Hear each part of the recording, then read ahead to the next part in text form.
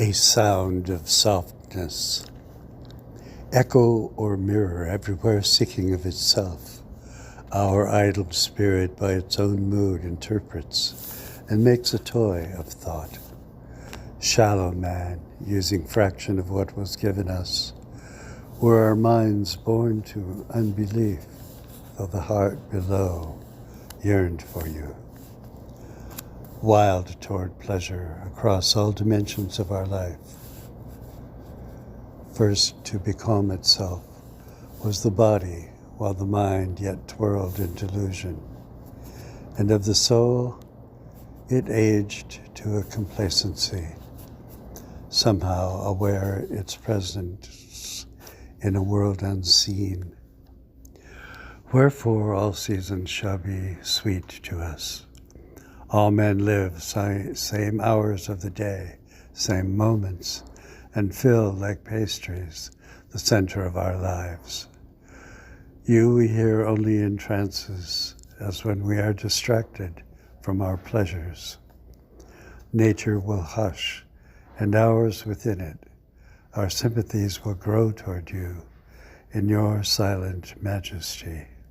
We shall not have had a noisy God, for there were many, all in clamor, some in fire, some in storm. You are not in the wind, the quake, the fire, in your own time, now 100 centuries. Not by might nor by power, but by your Spirit shall all things come to pass. You are a sound of softness to those who believe, as also to those who do not believe. Presageful, we gaze at stars and all inanimates, unpersuaded of unseen realities. Even that one came in our flesh, spoke, touched, died, and was buried. This shall have been the end of all things, yet it was the beginning. For there is life beyond this life, as ever we somewhat knew.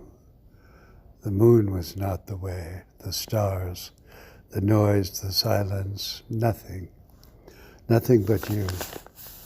There is only one way to you, and this we have been told.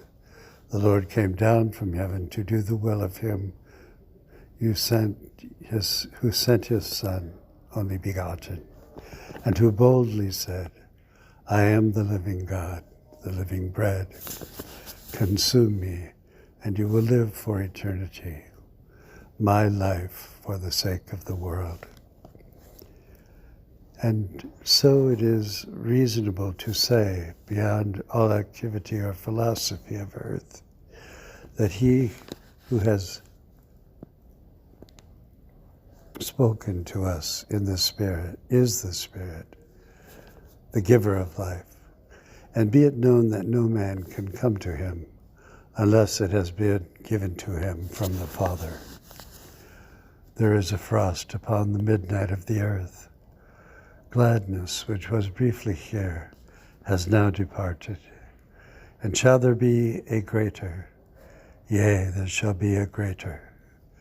Lovely shapes and sounds intelligible of your eternal language will return, and all which was you and is you ever shall be, and be with we who love you and have come to believe that this is what our life was all about.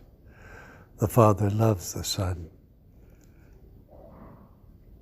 and who